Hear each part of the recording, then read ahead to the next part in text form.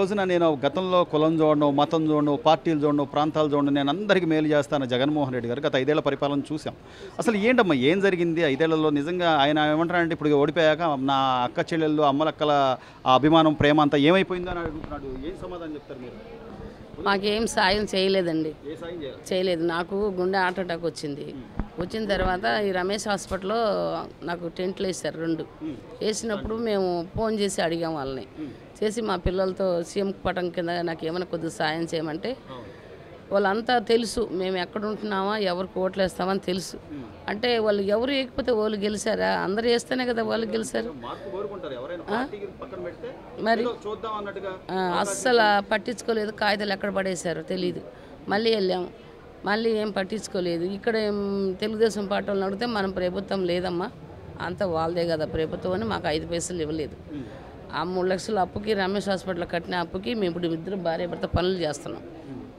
స్టంట్లు వేసుకొని ఈ రోజున మీకు సీఎం రిలీఫ్ ఫండ్ రాకపోగా అది అసలు మీరు 5 పైసలు ఇవ్వలేదు, మాకు సాయం చేయలేదు అస్సలు.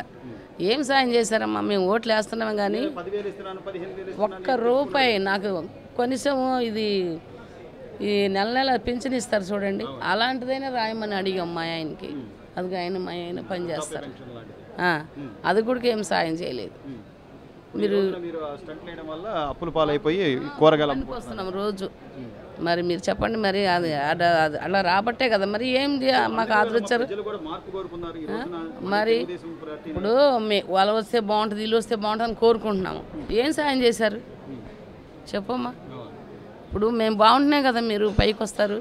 మీరు పైకి వస్తే మమ్మల్ని చూస్తారనే కదా మేము కూడా చేస్తున్నాము. ఇప్పుడు ప్రభుత్వం వచ్చి 4 రోజులు అవుతుందమ్మా, తెలుగుదేశం పార్టీ ప్రభుత్వం వచ్చి. మీరు వెళ్ళి ఈ ప్రజా దర్బార్లో ప్రతిరోజు కూడా లోకేష్ గారు వాళ్ళ ఎవరికైతే సాయం అంటే ఆయన వాళ్ళ అర్జీలు తీసుకుంటున్నారు, వాళ్ళకి సమస్య పరిష్కారం చేసే దిశగా వెళ్తున్నారు. అలా వెళ్ళి ఏమైనా కలిసారా ఈ మధ్యలో? కలవలేదు. ఇక్కడికి వచ్చారు మీటింగ్కి. ఆయన దగ్గరికి వెళ్ళి నేను ఆధార్ కార్డు తీసుకొని ఇలా జరిగిందండి, మన సీఎం ఆఫీస్కి వస్తే కాగితాలు తీసుకున్నారు కానీ ఎక్కడ పడేస్తారో తెలియదు అన్న. ఈయన జగన్ తాలూకా. ప్రభుత్వం మారింది కాబట్టి ఈ రోజున ఇప్పుడేమి వెళ్ళలేదు, మేము వెళ్ళలేదు. మా ఇంటి ముందే ఆయన కార్పొరేటర్. ఇక్కడ ఎమ్మెల్యే గారు కూడా వచ్చున్నారు, గద్దె రామ్మోహన్ గారు. ఆయనకి మీరు ఒక అర్జీ పెట్టుకోండి, అవకాశం ఉంటే ఖచ్చితంగా. అదేలే, ఆయన మా ఇంటి ముందే వాళ్ళ ఇంటి ముందే. ఈయన ఉమ్మదేని ప్రసాద్ గారు ఇంటికి వెళ్ళి మేము ఉండేది. ఇప్పుడు చూద్దాంలేమ్మా, ఇప్పుడు చూద్దాం, మన ప్రభుత్వం వచ్చిందిలే చూద్దాంలేమ్మా అన్నారు. మన పద్దాకి వెళ్తే పాపం అవమానించినట్టు అవుద్ది కదా అని మేము వెళ్ళట్లేదు. ఆయన లేస్తే మేము ఆయన చూడాలి. నాకు నమ్మకం ఉంది కాబట్టి ఎప్పుడు మేము నా పెళ్ళైన నుంచి మేము తెలుగుదేశం పార్టీకి మేము వేసేది. మా కుటుంబం అంతా ఆ బజార్లోనే ఉంటాం. మంచిది మరి, అంతే కదా. మళ్ళీ మా కోలుకోవాలి కదండి, మేము దానికోసమే కష్టపడుతున్నాం. మరి ఆ డబ్బులు తీర్చాలి కదా, అది అవసరానికి మనకి ఇచ్చిన వాళ్ళు అన్యాయం చేయకూడదు కదా.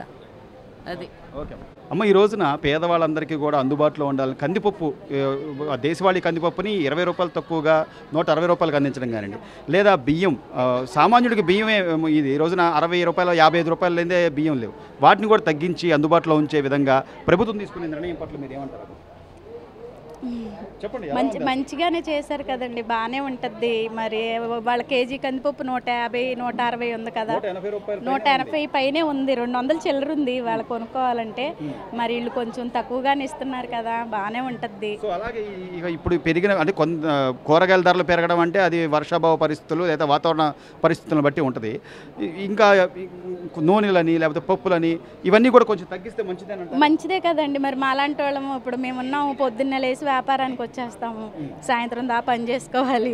మరి అదే పరిస్థితిలో ఉన్న వాళ్ళకి మరి తగ్గింపు రేట్లు అంటే పర్లేదు కదండి. గ్యాస్ బండ్లమ్మా, గ్యాస్ మీ కుటుంబానికి నెలకి ఎన్ని బండ్లు అంటే సంవత్సరానికి ఎన్ని బండ్లు పడతాయి? ఎట్లుంది గ్యాస్ ధర? ఎట్లుంది? ఇప్పుడు 3 బండ్లు ఇస్తాము ఏదో అంటున్నారు కదా, మరి అది ఓకే ఇద్దా, మరి బాగుంటుంది.